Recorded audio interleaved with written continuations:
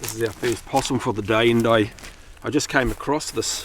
It's a doe, female, and when I came over it was still breathing. It's 20 to 10 in the morning. This is just an issue that does happen with regard to these poisons. The mum dies and then the little joey's left in the pouch, and as you can see the joey's still alive. This is another possum that's 12:15. This one's got rigor mortis, whereas the one this morning earlier around 10 o'clock or 9:45 was still warm and just died. He's almost quite cute, this little fella. Look at him, look pretty, isn't he? Come on, little fella, look at you. It's not really ideal, is it, to kill them like this? I think I'm going to call you Nick Smith. How about that? It's got a ring to it. Come on. All of the female possums found the day after the drop had live joeys in their pouches. Vets suggest that there will be poison in the mother's milk, but it may be diluted, and a lethal dose of poison may not be consumed by the time the mother dies.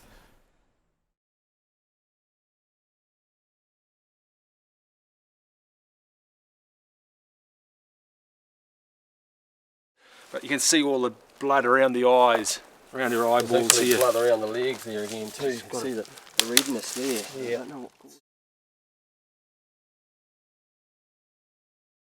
Swollen, this poor old thing. If you can pick that up there, Steve. But like the eyes are all red. yeah, this must have looked like they nearly blood among here. Yeah, right. All under the leg. Under the leg for some reason. See, that's blood on my finger there. It's look all look at all the blood. That's weird, isn't it? Let's have a look. There, see that blood down there. Right. And then on the ground, it's just whole dark. trail of blood there, yeah. From her mouth, as she's. Oh, there's blood coming out around the down in here as well. You could suggest that she's sort of been dribbling her way along and then just slid into there. Yeah. I'm going to just pull her out so you can actually get a look at her face and let's see what it looks like down in there. A bit ugly. Yeah, the eye looks terrible, doesn't it?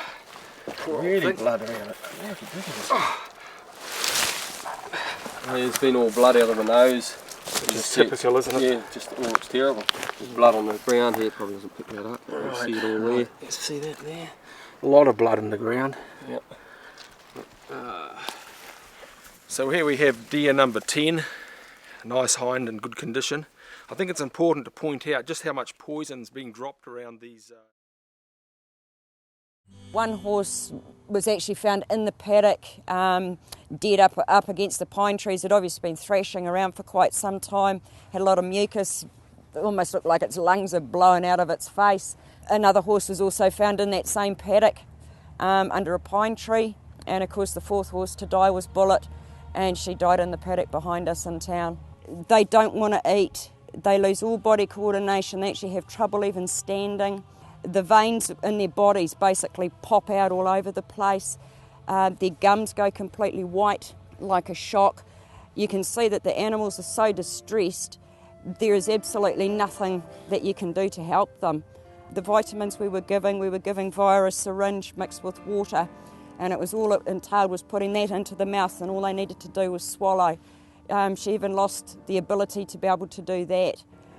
But 3 days of watching her agonise and get worse and worse to still come to that horrible demise. There's more animals than possums and dogs that become affected by it and will die horribly from it.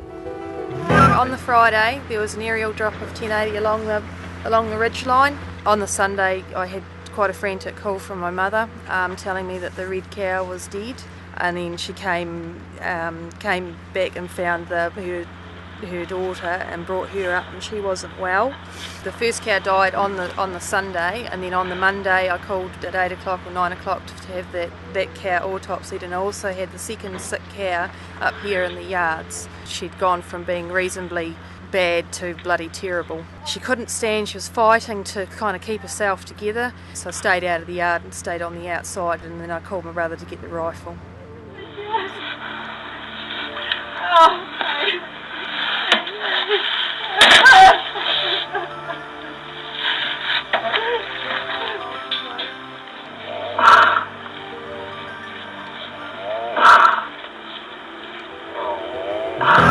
I myself have been involved with 8 dogs that have been lost over the years.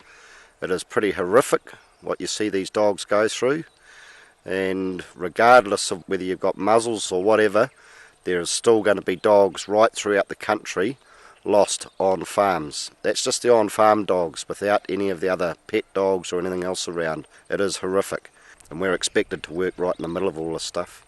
Once the signs of poisoning start, they become hyperactive and run and snap and bite. They lose control of their bowels and their bladder.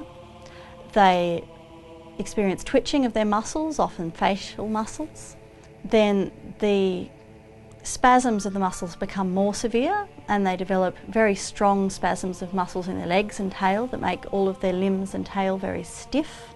Dogs might die during fitting, but often there are repeated fits with periods where they recover in between. There's a 2-hour period of symptoms before they die.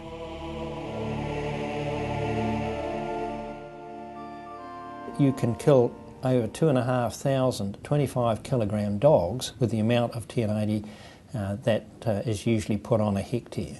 2,500 dogs. 1080 is not a humane poison, and despite people's claims that it is humane, we now recognise that that's not the case. It's not good enough to pretend to ourselves that it's humane and keep on doing the same old thing that we've been doing for years. There's no excuse to keep on using a poison that is not humane and that we know is not humane.